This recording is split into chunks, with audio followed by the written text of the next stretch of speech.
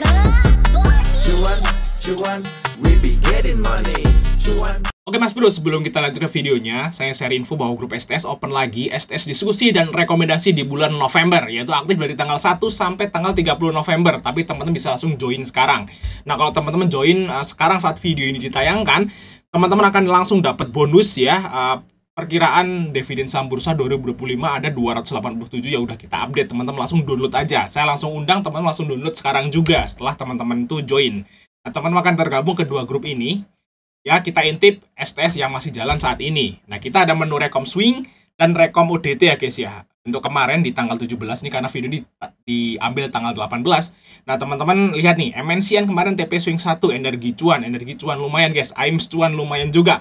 Dan ada di sini ada gula ya, ada Sido, film, BRPT, di sini ada cuan lagi bank ya, LPPF, Nice dan lain-lain guys ya. Kemarin kita cuan itu sekitaran 14 saham.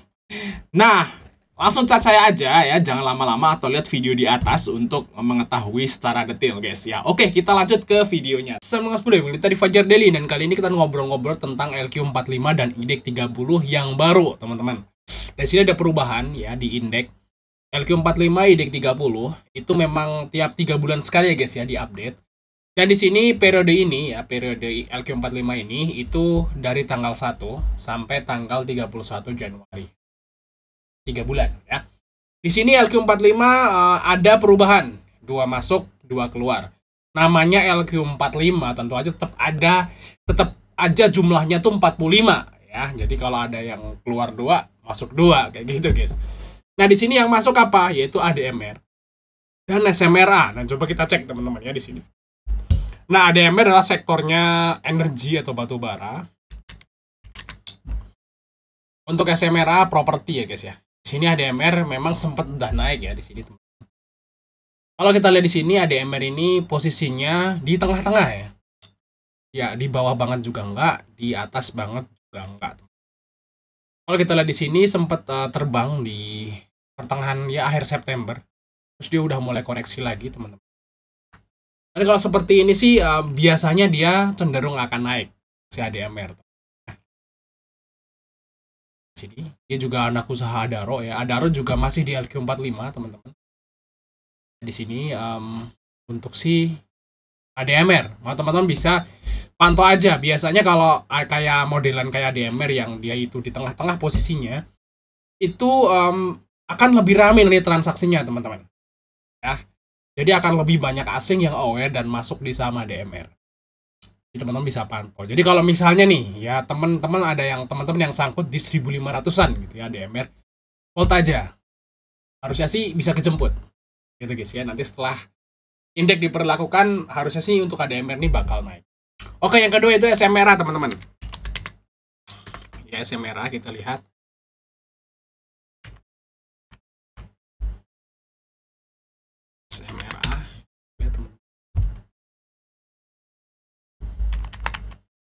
Nah, SMRA ini malah udah drop ya guys ya. Di sini kita lihat ya dari harga 730 dan sekarang drop jadi 620. Nah, untuk SMRA ini malah justru lebih menarik daripada ADMR. Kenapa? Karena SMRA ini teman-teman mungkin saham properti satu-satunya ya yang masuk LQ45 ya guys ya. Ada nggak yang lain? Seperti yang masuk LQ45? Ada ya. Kalau terakhir BSDE. BSDE udah nggak masuk lagi juga, udah beberapa periode yang lalu dikeluarin gitu guys ya. Nah, untuk SMRA ini menarik. Kenapa? Yang pertama adalah sektornya ini akan diuntungkan saat suku bunga turun nanti. Ya, di tanggal 7 atau tanggal 8. Nah, kalau nggak tanggal 7, tanggal 8 itu akan rada rapat Fed ya. Untuk penurunan suku bunga lagi di tahun ini kemungkinan besar. Nah, kalau itu terjadi, tentu aja saham ini akan dapat sentimen positif. Ditambah lagi dengan masuk dia LQ45. Jadi akan tambah rame lagi transaksinya teman-teman. Jadi istilahnya kalau teman-teman yang belum punya SMRA, teman-teman bisa mulai pantau dan cicil masuk lah SMRA ini. Atau nunggu mantul ya nggak apa-apa, karena ini masih tajam ya. Tapi setelah berita ini diberitakan ya. Nah, berita ini teman-teman, error nih. Nah, berita ini kan dikeluarkan tuh barusan ya. tanggal 27 dan barusan. Ya, saya yakin besok SMRA ini bakal hijau malah. Udah bakal hijau. Sama ADMR juga mungkin bakal hijau. Nah, orang-orang juga baru tahu kan hari ini, teman-teman. Dan efeknya kan besok saat marketnya open. Ya kalau dapet ya oke, kalau misalnya udah terlanjur naik lagi terbang tinggi ya skip aja dulu kayak gitu guys ya. Karena juga namanya LQ45 juga nggak berarti nanti juga akan naik terus. Jadi pasti akan ada koreksinya. Tapi yang ini menarik, kalau misalnya teman-teman udah enggak nih, terus teman-teman tuh udah beli kemarin, minggu kemarin, di hari Jumat gitu ya, di hari Jumat tuh udah beli ya, besok Senin profit nih bakal guys. Ya karena suku bunga mau turun lagi, plus dia masuk LQ45 untuk SMRA. Oke, terus ada dua yang keluar, yaitu saham dari GGRM dan Harum, teman-teman. Lihat GGRM. Kalau GGRM ini emang udah hancur dari sononya ya. Makanya mungkin karena dia jadi sepi transaksinya, terus dia dikeluarin dari LQ45. Jadi agak kurang liquid kayak gitu guys ya. Nggak, istilahnya mereka GGRM ini jadi nggak masuk kriteria likuiditas LQ45, kan dikeluarin. Alasannya kenapa sih GGRM ini kok bisa sedrop ini gitu ya? Yang pertama labanya turun. Yang kedua dia nggak bagi dividen tahun ini. Jadi yang membuat investor itu sangat kecewa ya dengan saham ini. Dan mereka keluar kayak gitu guys dari saham GGRM. Dan gimana nih nasibnya GGRM? Kalau menurut saya sih ini mungkin aja bakal turun lagi karena profitnya turun dalam ya. Terus dia juga keluar dari LQ45 udah otomatis akan banyak investor yang keluar dari sini. Ya, investor-investor besar kayak gitu guys ya. Investor-investor besar atau investor institusi gitu ya yang tadinya dia hanya beli saham-saham LQ45 doang buat investasi, gara-gara GGRM keluar ya mungkin aja ada pihak yang gak akan keluar kayak gitu guys. Jadi istilahnya kalau teman-teman berpikir untuk nyicil GGRM ya mending nanti dulu. Takutnya nanti dibawa turun lagi ke 12.000 misal atau 11.000 gitu. Nah, set list lagi, nah teman-teman bisa mulai cicil lagi saat dia udah turun. Kayak gitu guys ya untuk si GGRM. Apanya turun dan dia nggak bagi dividen, jadi ya agak kurang menarik kayak gitu guys ya. Dan takutnya tahun depan nggak bagi dividen lagi. Takutnya kayak gitu. Oke, terus Harum. Lihat Harum teman-teman. Harum keluar ya. Dari LQ45 ya. Kalau kita lihat di sini Harum juga posisinya di tengah-tengah ya, di bawah enggak, di atas enggak, mirip-mirip ADMR kayak gitu guys. Dan ini juga turun LQ45 keluar, jadi saya yakin juga Harum ini juga bakal turun. Karena juga ada investor-investor yang akan keluar nantinya di saham Harum. Tapi ya tergantung komoditasnya juga. Nanti kalau misalnya batu bara naik atau nikelnya naik, harga nikel naik atau harga batu bara naik, ya mungkin Harum ini juga nggak terlalu ngaruh sih. LQ45 juga. Tapi ya wait and see dulu ya, jangan masuk dulu saham Harum ini. Karena kemungkinan juga besok ini, minggu ini bakal merah kayak gitu guys ya. Karena kayaknya sektornya si Harum ini nggak terlalu terpengaruh pada pemilu nanti AS dan penurunan suku bunga. Ya, ditambah lagi sentimen positif, sentimen negatif dari dia didepak dari LQ45 jadi akan turun. Jadi hindari dulu lah sama. Oke, terus IDX 30. Nah, di IDX 30 ini saya agak kaget, teman-teman, karena ada MBMA. Ini saya kaget banget, MBMA masuk IDX 30. Nah, IDX 30 itu saham-saham yang bagus 30. Jadi saham yang di LQ45 itu 30-nya itu masuk ke IDX 30. Gitu guys. Jadi ya kalau menurut saya sih kasta IDX 30 itu lebih gede daripada LQ45 kayak gitu guys. Kita lihat sih ya untuk MBMA guys. Pertamanya apa nih? MAPI ya, kita MBMA dulu. Nah, ini yang menarik, MBMA tuh lagi di pojok bawah, teman-teman. Nah, ini lagi di pojok bawah MBMA, teman-teman. Dan ini juga sektornya nikel ya, sektor nikel ya. Sektornya energi ya, nikel ya. Di sini juga lagi di support bawah sekali si MBMA, teman-teman. Dan mungkin aja momen dari masuknya MBMA ini ke LQ45 IDX 30 mungkin bisa aja nih buat terbang guys si MBMA. Jadi bisa dipantau untuk MBMA besok teman-teman, karena ini posisinya masih di bawah banget dan sektornya juga bagus, punya konglomerat juga, masuknya IDX 30. Oh, ngeri nih naik, jadi ini bakal lumayan tinggi nih untuk kenaikan MBMA nanti guys di minggu-minggu setelah tanggal 1 nanti kayak gitu guys ya. Untuk si MBMA ini menarik banget teman-teman, menarik dan pakai banget untuk si MBMA. Bisa cicil aja dulu.